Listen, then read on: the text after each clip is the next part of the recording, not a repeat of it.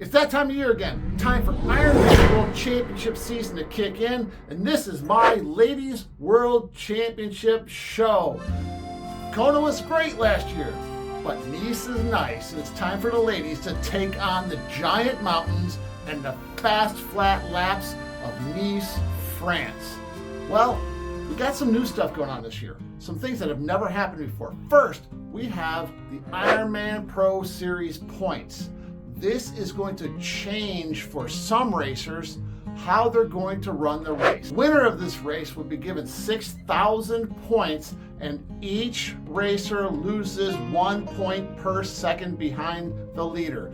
There are 5 ladies battling it out at the top who can possibly win the series, but number 2 and number 3 on the podium are up for grabs completely. So stay right here because I'm going to bring you some really great predictions, and hopefully I'll nail them better than my 20% last year.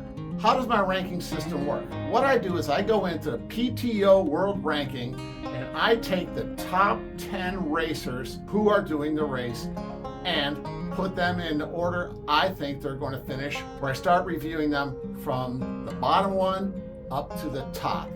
Now, I'm also going to throw a few wild cards at you and predict who I think is going to be your 2024 Nice, France Ironman World Champion. And here we go. Ranked number 23 in the PTO and wearing bib number 8 is American Danielle Lewis. I like Danielle. Danielle's due for a breakout. I've watched her for several years now, and she's climbing the ranks. She doesn't have the greatest swim out there, but she is a very strong biker, and this is a bike racer's course. And if she can come off that bike in good shape, her moderate level run should put her up in a really good place. If this is a wetsuit legal race, which it might be, this will very, very, very much help Danielle Lewis in her struggles. Now, she won Ironman Lake Placid with a 9:01 time. That's faster than Lucy Charles-Barklay won Nice in the spring. That's a real plus for her. She is on the way up. She's number 2 in the Pro Series and is following Jackie Herring by 16 minutes. This is a tall order to beat Jackie Herring by 16 minutes, but she's got to solidify her number 2 spot if she possibly can with a great showing. Our next racer is Ann Reichman. Ann Reichman is another one with a weak swim who can really benefit from the wetsuit. She has a moderate bike, not the greatest bike for this type of terrain, and a moderate run. She did come in 4th at Roth this year, but I think in this quality of a field, Ann Reichman is going to be battling for a top 15. So we're going to rank her right now, right below Danielle Lewis. Coming to one of my favorite racers right now is Els Visser. Els Visser has got a great story. She survived a shipwreck, but she has been racing and doing quite well this year. She holds down the number 4 spot in the pro ranks, 32 minutes down from Jackie Herring, but in the shot range for 3rd or 2nd place easily. She has a moderate swim, and a wetsuit will help her, but not quite as much as some others. She is going to be in that 2nd pack and coming out of the water with a substantial deficit to Lucy Charles-Barklay and the other frontier swimmers. This year, she's come in 2nd at Victoria Gasteris with an 8:32 and 3rd at Roth with an 8:24. But here's the thing. Els has raced more than anyone this year. I'm wondering if running the PTO series, Ironman series is going to wear on her. I'm going to say that as the race goes on, she is going to fade toward the end of the run. So we're going to drop her right now in, right behind Danielle Lewis. Next, we have number 15 in the PTO rankings. The number 1 in the Ironman Pro Series rankings is Jackie Herring. She leads the series by 1,000 points over Danielle Lewis, which is giving her a 16-minute gap between her and Danielle Lewis. Will she outrun Lewis? Will she beat Lewis? Will Lewis be within 16 minutes? Tall order right there. She won Ironman Hamburg with an 8:19. She was 2nd at Lake Placid behind Danielle Lewis with a 9:06. I'm going to say that she is going to pace herself well, and she's going to stick herself in behind Danielle Lewis, not let her get away. she will be racing for the series points and not the race, which I think Danielle Lewis might be racing for the race win. So we're going to stick her in right behind drafting Danielle Lewis all the way. Next, we have number 14 in the PTO, wearing bib number 4, former world champion Chelsea Sodaro. Chelsea opened up the season with a very strong 840 win at Ironman New Zealand, but her mid-pack swim, again, is one where she's going to have to count on a wetsuit. If not, she will be in middle of the second pack with a very large deficit behind Lucy Charles-Barklay. Again, she's a strong biker. She is going to be able to bike the flat sections of the plateau above the climb quite well, but she's going to give up some time on that climb unless she's really put in the work to get that climb right. After she gets off the bike, we know about her run. She's going to run her way up through the field, but how far? I don't know. Chelsea has been hit or miss, up or down all the time. I'm going to slot her in right behind Jackie Herring. I'm going to call Chelsea Sodaro the disappointment of the day. Wearing bib number 4, she's going to be a front pack swimmer, not up front with Lucy Charles-Barklay, but she will be leading the lead pack that's not going to be a minute and a half behind Lucy coming out of the water. On the bike, she's going to be one of the strongest. She will bike her way to the front of that group. She'll climb that mountain quite well. She'll get to the top. She'll pull through. Will she catch Lucy Charles-Barklay like she has in the past? There's a really good possibility of her doing that, but we'll talk about Lucy later. Her run, strong but variable. She's either on or she's off. If she's on that day, she's going to have a great day. If she's off that day, she'll be lounging around 15th to 20th place. She won the T100 in Miami, making a breakthrough race, but this isn't the T100. I'm going to take her and slot her in right in front of Chelsea Sodaro. This can go either way. These two can go either way on this ranking. I'm not calling which one's going to be ahead of the other. That brings us into the big 4, the top 4 racers coming into the race. But we're going to go ahead and we are going to do our wild cards here instead of the end like I have in the past. There are changes with the Pro Series involved, which pays a lot of money a lot of the way back. Okay, so we're going to go all the way down to the lowest ranked in the PTO for my picks. First off, we've talked about her before. Her name is Fernella Langridge. She won Ironman Western Australia, and she was 4th at Hamburg. We're going to take her, we're going to slot her in right here above Reichman. She may not be a big threat on the race. Sitting in the Ironman Championship number 10 spot, a really good showing can move her up close to the top 5 before the season is out. PTO ranked number 36, wearing bib number 9, is Alice Alberts. She's number 6 in the Pro Series points, so every second counts for her. She is 38 minutes down on the lead, but has a chance to move up into 4th slot with a very good showing at the World Championships. She's a mid-packer who comes in with some great days, including winning Ironman Maryland with an amazing 7:56, and came in 3rd at Lake Placid, that other hilly hard race. And as I said, she needs less than 10 minutes on the competitors ahead of her to move up all the way to spot number 3. So I'm going to take her, Alice Alberts, I'm going to slot her in right here ahead of Els Visser in the finish order. My last but not least wild card is number 24 in the rankings, and wearing bib number 11 is Hannah Berry. She's another mid-packer in major big races, but with a good showing, a good day, she does quite well, having proven that with a 4th place in Texas at 850, and winning Ironman Cairns, or Cairns if you're from Australia where they don't pronounce the R, with an 8:44 finish. Though was 11th at Kona last year, it'd be wonderful to see her crack that top 10, but I'm going to stick her right here, right in front of Reichman. All right, now it's time for the big 4.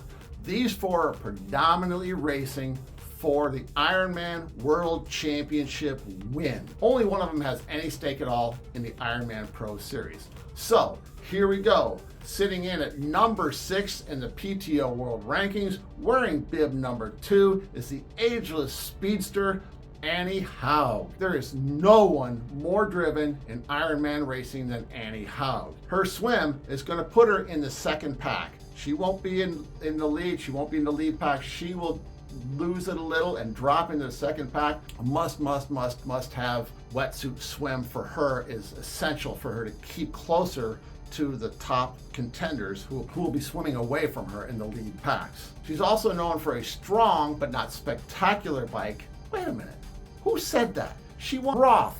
She crushed that bike course. She is in the greatest shape of her life if she totally is recovered from that effort at Roth. She might be a mid-pack biker by the numbers, but she is small and strong and will be able to get up that climb quite well. I think she's going to be one of the top climbers in the race. I said no about that last year with Patrick Lang, and he proved me wrong. I'm not going to make that mistake again with Annie Hauge. Get off the bike and watch out, people. Can she run her way up from the 15 or so minute deficit that she's going to have getting off the bike on this flat course? Here's the difference between Kona and Nice. Nice are 5K laps, 5K out, 5K back, over and over and over and over again. Very easy to gauge your pace and how much you're catching someone ahead of you. This is going to make a difference. I think Annie Hauge is going to be much stronger this year than she was last year in the overall race. But is that going to be enough to take the win? Well, she did set the record at Roth with an 8:02. Did she set it? No, she crushed a record that was crushed last year. 8:02. Can she go into the sevens? I don't think in this course. We'll see again next year at Roth. Last year, we saw her run her way all the way up to second at Kona in an amazing run. Not good enough to catch Lucy Charles-Barklay, who won that thing, but she may have it this year. We'll have to take and see. Where am I going to rank her? She can be right there with Danielle Lewis through the whole ride, but run off and leave her in her dust on the run. Right now, Annie Hauge moves into the #1 slot for the race. Next, we have number 5 in the PTO rankings, wearing bib number 3, we have Laura Phillip. Laura Phillip is due for an amazing finish. Will this be the one? Well, she'll be holding on to the front pack barely or leading out that second pack. Really needs that wetsuit to really make her swim strong. She and Annie Hauge will come out in the same general area of the swim. Jumping out of the bike, she will move up that hill and jump to the front of the bike pack, pulling them along, chasing down Lucy Charles-Barklay and whoever else happens to be up there with her, trying to close that gap and lessen the damage when it comes time to start the run. Now, here's something that we have to think about. How well will these ladies do that 8,000 foot of climbing, that huge climb at the beginning? Will they burn their legs up trying to catch back up?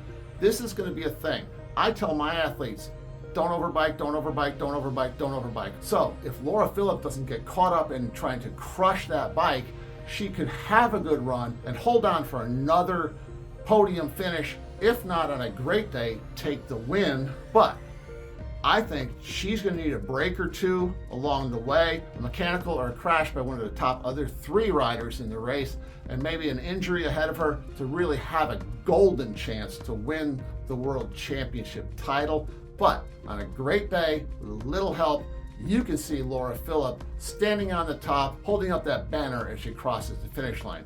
But what I'm going to say, she's going to drop in right behind Annie Hauge as she watches Annie Hauge run past her in the next to last or last lap of the race. Remember I said that there was one of the big 4 playing the double. What I'm talking about is the next racer. She has a serious shot at winning the Ironman Pro Series and has a serious shot of winning Ironman Nice.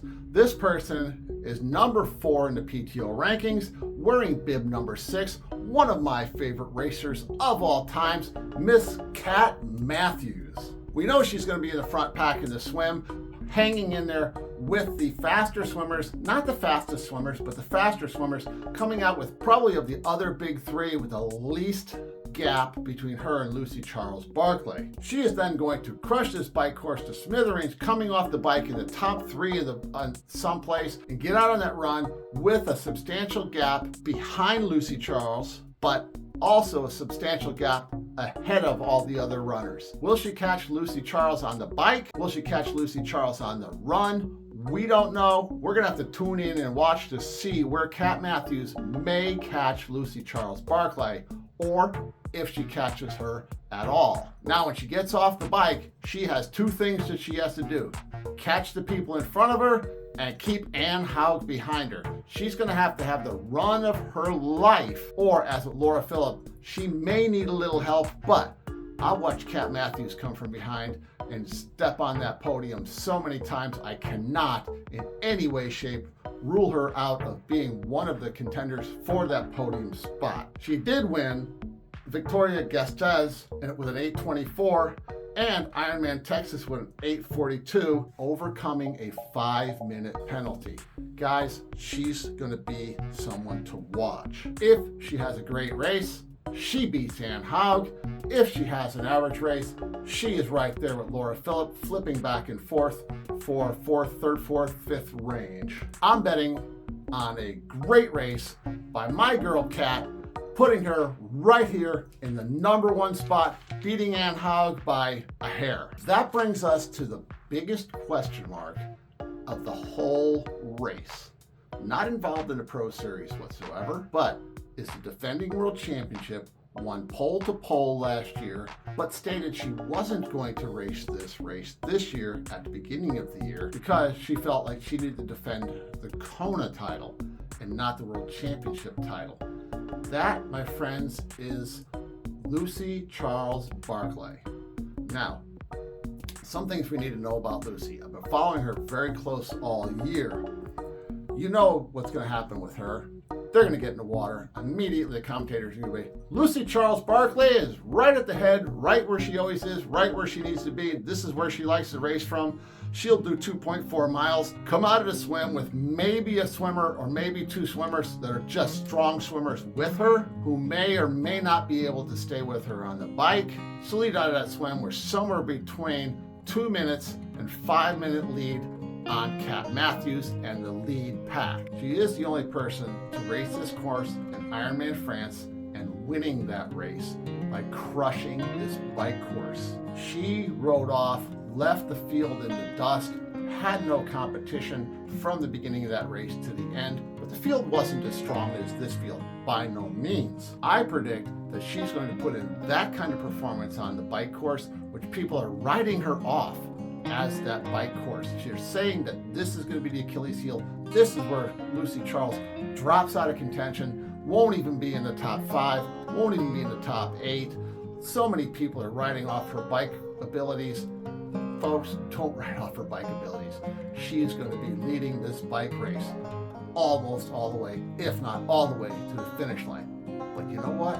She's going to need between 2 and 5 more minutes off of the time that she did in Ironman France to keep that first spot. So here's where the problem comes in. Here's where people are doubting Lucy Charles-Barklay.